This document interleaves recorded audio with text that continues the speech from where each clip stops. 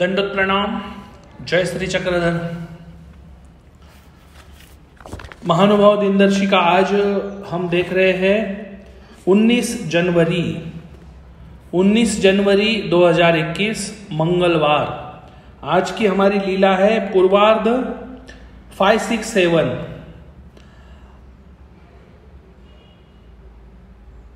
नहीं, हाँ बराबर 565 ऐसी लीला है। 565 नंबर की लीला है। सभी भक्तों को मध्य प्रदेश के जबलपुर में जो अपना 2 मंदिर है, वहां पर जबलपुर में, मध्य प्रदेश का जबलपुर जो शहर है, एक है बाई का बगीचा वाला मंदिर और एक है गोपाल मंदिर, उसी के पास में मंदिर है। आज उन दोनों मंदिरों में से गोपाल मंदिर जो है, उस गोपाल मंदिर का आज वर्धापन दिन है। कोरोना की वजह से शायद प्रोग्राम में कुछ छोटा प्रोग्राम होगा, लेकिन महानुभाव संप्रदाय केवल महाराष्ट्र के भीतर ही न रहते हुए विभिन्न राज्यों में अपना कार्य कर रहा है। अपने साधक वहां पर है और बहुत ही बढ़िया तरीके से संप्रदाय को एक्सपांड करने का काम कर रहे हैं, जिसका एक बहुत बढ़िया उदाहरण ये गोपाल मंदिर के हमारे आराध्य बाबा जी है। आराध्य बाबा जी ने ये मंदिर बनवाया, उन्होंने ये शुरू किया और दोनों मंदिर बिल्कुल बाजू बाजू में ही है। बाई का बगीचा वाला मंदिर भी है और गोपाल मंदिर भी, दोनों भी है। हम लोग वहां जाते हैं जब कभी भी जाना होता है उस साइड में। बहुत ही प्यार से और बहुत ही बढ़िया तरीके से सभी भक्तों को इकट्ठा करके धर्म के विभिन्न प्रोग्रामों का आयोजन हो या धर्म को बढ़ाने का जो काम हो, ये दोनों मंदिरों ने बहुत ही बढ़िया तरीके से आज तक किया हुआ है।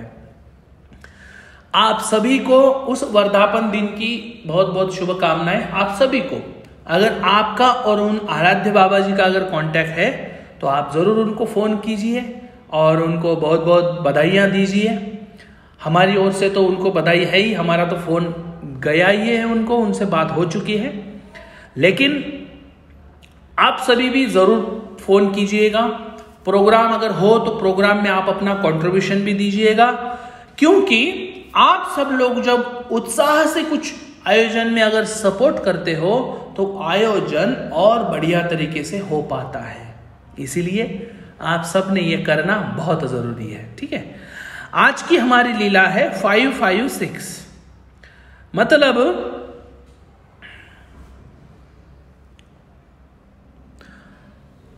पूर्वार्ध की लीला है अनुचर प्रक्षाकरणी पिंगड़े प्रशंसा। स्वामी जी का बोरी में जो वास्तव्य था, वहां पर रात में, मध्याह्न रात्र में स्वामी जी उठे, बाहर आए। बाहर आने के बाद वहां पे एक अवधूत सोए हुए थे। अवधूत का तात्पर्य है अन्य मार्ग का सन्यासी। जो सन्यासी देवता भक्ति में हो लेकिन उन्होंने सन्यास धारण किया हो, उनको अवधूत बोला जाता है। स्वामी जी वहां पे बड़े आवाज में बोलते हैं, यहां कोई जगह है क्या? यहां कोई जगह है क्या? स्वामी जी बड़े आवाज में बोलते हैं। अवधूत बोलते हैं हाँ हाँ हम जगह है, और बोलते हैं, स्वामी जी को उठते हैं, दंडवत करते हैं। स्वामी जी वहां से आगे चले जाते हैं। आगे जाके स्वामी जी बोलते हैं, यहां कोई जगह है क्या? अवधूत बोलते हैं, जी यहां पर ब्राह्मण ही ब्राह्मण है। स्वामी जी बोलते हैं, जाइए उनको आप बुलाइए। फिर अवधूत जाते हैं, उनको बुला के लेके आते हैं। ब्राह्मण मतलब इंद्र भट्ट वहां पे होते हैं। यहां ब्राह्मण है ऐसा वो जो कहते हैं, वहां कौन होता है? इंद्र भट्ट जी होते हैं। वहां इंद्र भट्ट आते हैं।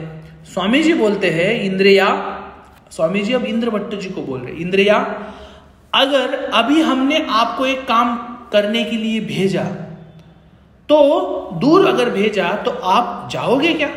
मध्याह्न रात्र का समय है, तो आप जाओगे क्या? इंद्र भट्ट बोलते हैं, इतनी रात्रि में स्वामी जी हमें पाठवतील, मतलब इतनी रात्र में स्वामी जी हमें भेजेंगे? कैसे भेजेंगे?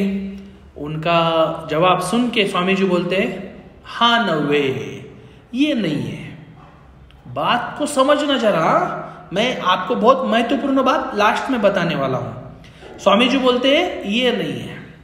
फिर आगे मार्कंड आए, उसके पीछे मार्कंड को स्वामी जी बोलते हैं, मार्कंड जी अगर आपको हमने अभी किस दूर के व्यापार को भेजा तो जाओगे? तो वो बोलते कि अगर स्वामी जी इतने रात को भेज रहे हैं, फिर भी हम अगर स्वामी जी भेज रहे तो क्यों नहीं जाएंगे? जाएंगे हम, स्वामी जी भेज रहे तो जाने में क्या प्रॉब्लम है? कोई प्रॉब्लम नहीं, जाएंगे हम, रात हो या दिन हो, कुछ भी हो जाए। स्वामी जी बोलते हाँ। तो इसमें बात ऐसी है कि वो स्वामी जी को बोलते हम जाएंगे, हम जाना, वो बोलते कि स्वामी जी भेजेंगे तो हम नहीं जाएंगे क्या? हम तो जाएंगे, जाएंगे नहीं क्या? स्वामी जी बोलते हा ही नव्वे, कि ये भी नहीं है। स्वामी जी भेजेंगे तो हम चले जाएंगे, क्यों नहीं जाएंगे? इस प्रकार से घुमावदार उत्तर स्वामी जी को मिले हुए। यहाँ पे जवाब कैसे मिले? घुमावदार जवाब है। कोई बोल रहा है इतनी रात को, कोई बोल रहा है इतनी रात को कैसे जाएंगे, कोई बोल रहा है इतनी रात को जाएंगे तो स्वामी जी भेजेंगे तो चले जाएंगे। कहने का तात्पर्य कि घुमावदार जवाब मिलने के कारण स्वामी जी क्या बोलते हैं? हा ही नव्वे। फिर स्वामी जी आगे चल के एक छोटी सी कुआं होता है, छोटा कुआं होता है, बावड़ी होती है, वहां पर स्वामी जी जाते हैं। वहां पर 2 नीम के वृक्ष थे। वहां जाके स्वामी जी बोलते हैं यहां कोई जगह है क्या? क्या बोलते स्वामी जी? यहां कोई जगह है क्या? तो इतना सुन के उस पेड़ पर पिंगले, मतलब पिंगले नाम के एक पक्षी होते हैं, वो जोर जोर से आवाज करने लगे और वो एक निम्ब से उठकर, मतलब एक पेड़ से उठकर दूसरे पेड़ पर जाके बैठ गए। स्वामी जी ने उन पक्षियों को पूछा यहां कोई जगह है क्या?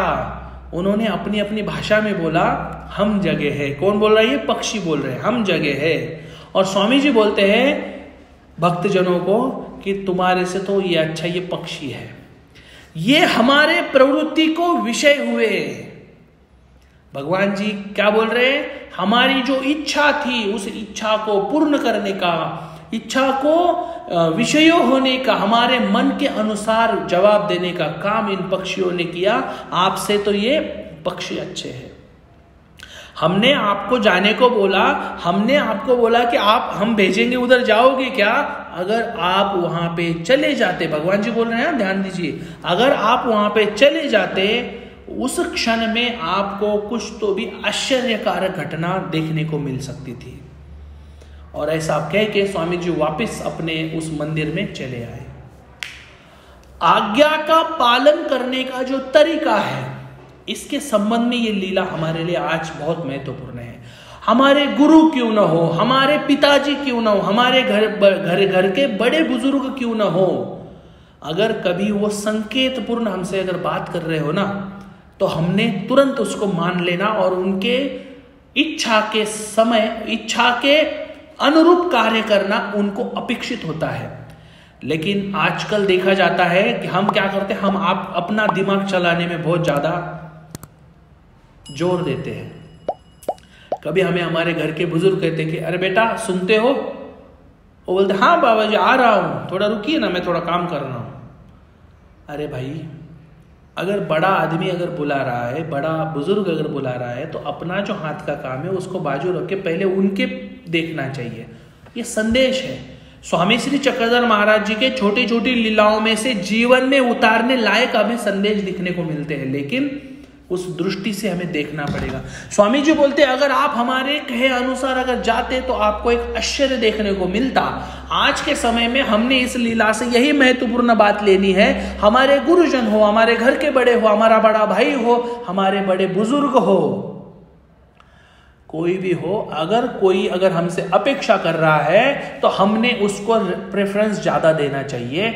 यही हमारे लिए सीख है, क्योंकि हर समय पे हमें अच्छे तरीके से विश्लेषण पूर्ण बात बताई जाए ये जरूरी नहीं है।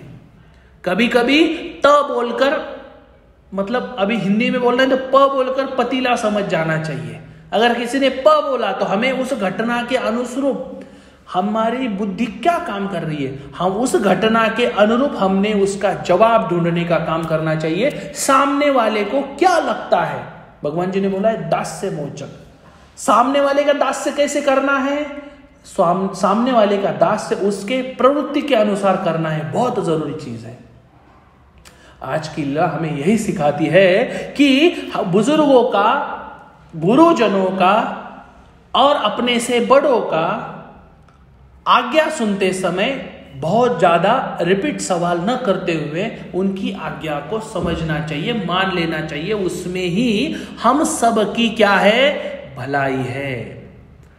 चाहे आप अपने मन में आई हुई शंका 5 मिनट बाद जरूर पूछ लीजिए, बाबा जी ऐसा था तो क्या ठीक है ये। लेकिन उस समय पे अगर हम प्रश्नों पर प्रश्न करते बैठेंगे तो वो जो एक बोलते हैं ना, एक चांस जो होता है कुछ नया सीखने का, कुछ नई बात सामने आने का, वो चांस हमारे हाथ से क्या हो जाता है, चला जाता है। तो इस प्रकार से ये लीला आज की बहुत महत्वपूर्ण लीला थी। मिलेंगे कल की लीला में, कल की लीला के साथ। तब तक के लिए सभी को दंडवत प्रणाम। जय श्री चक्रधर।